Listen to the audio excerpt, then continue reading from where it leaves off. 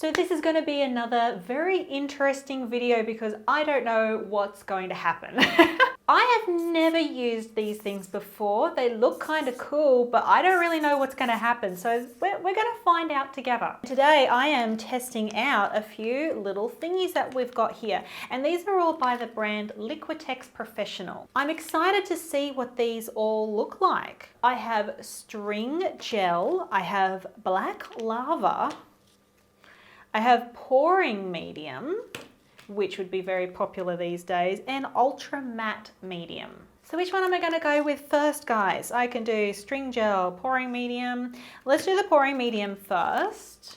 Now these would be coming in bottles. I've just got these little sample packs here that were given to us, and I thought, hey presto, let's like do a video out of this because I don't know what the heck these look like. I don't even know if they're colored. Ooh, I don't think it's colored. So let's have a little look here. This is the pouring medium. Mix slowly with LIQUITEX Professional Soft Body Acrylic. Now I just did a video with some soft body acrylic.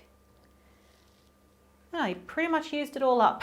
I've got some over there, but what I'm going to use is just some normal acrylic and see what happens. So what I will do is just add a little bit of water to this to soften it up and make it a little bit more viscous. So it's more like the consistency of the soft body acrylic that LIQUITEX produce. So I'm just going to add a bit here.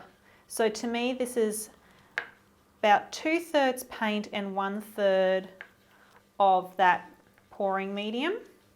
Or maybe it needs to be more of the pouring medium because you're meant to pour it.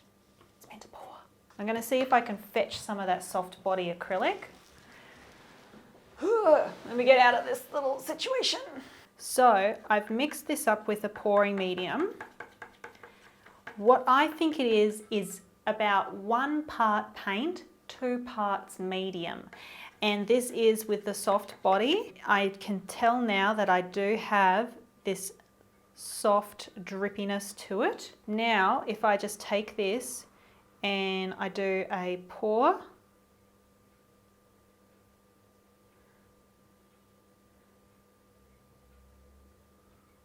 that pours pretty well. Could even add a little bit more of the medium. Let's see if I can drip it. Just going to hold this up. Could even like drip it, and it does run. Can you see that a little bit there?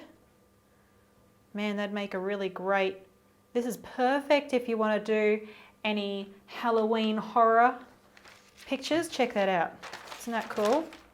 So now I know that that's the case. That's not too bad. But I did need a lot of that pouring medium. But maybe if this is something that you're really keen on doing for your own art, you already know that it requires a certain amount of medium to really get that viscous, wet sort of texture to your paint where it just runs really freely. Let's try the next one. And the next one is string gel. So they say a self-leveling gel with a honey-like consistency that enhances depth of color while increasing transparency and flow. How does that work? How can you increase the depth of color but also the transparency? Let's find out. On the back it says mix with acrylic color for interesting applications and effects. So it doesn't say that you need to use any particular type of acrylic. So that means I'm not gonna use my messiness that I've got over here. Let's see what this looks like. Ooh, definitely not as soft and liquidy and as viscous as the pouring. Whoa, it sort of comes out like quite a, it's almost like, that's definite gel, that one. It sort of looks like really soft gum. I know about this one, guys. I'm just going to add a touch of it to here. It's not going to go soft and runny. It's quite thick. this is when I've just added a little bit of the colour to the string gel.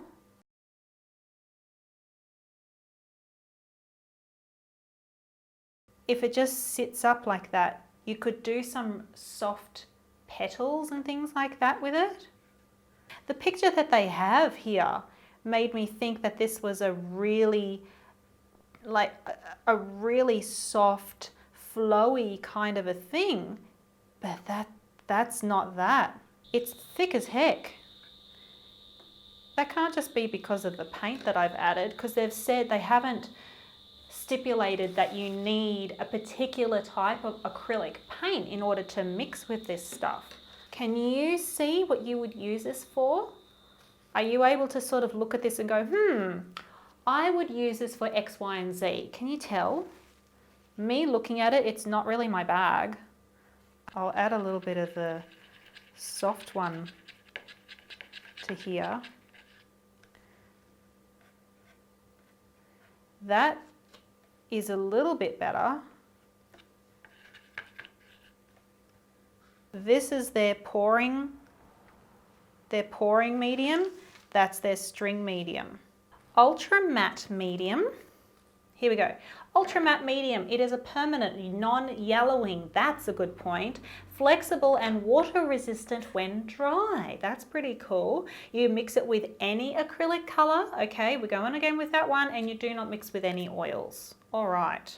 Ooh, dang, it's white. I wonder if it stays white.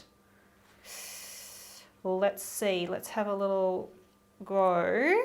I'm just going to add some acrylic straight into it. Give it a mixy mix. So this one, unlike the others,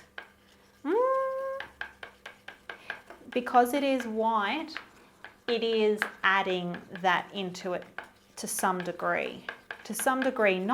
Not as much as I thought. The more that I mix it, the more that it mixes into it, but that is still a different color.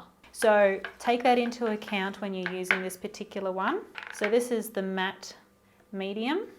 Sometimes acrylic paints just aren't very shiny anyway. You can get different types of acrylics. You can get semi-gloss acrylics, gloss acrylics, but if you're maybe doing poster work, maybe doing some painting of little models and figures, or you just prefer a matte look to your work, maybe this is the one that you want to get to incorporate into your paint. I'm just going to do a big old patch here. I'm not planning on painting a masterpiece anytime soon, so I'm just going to do a big old patch, and there's a little bit of textural stuff there where I've crisscrossed over the paint.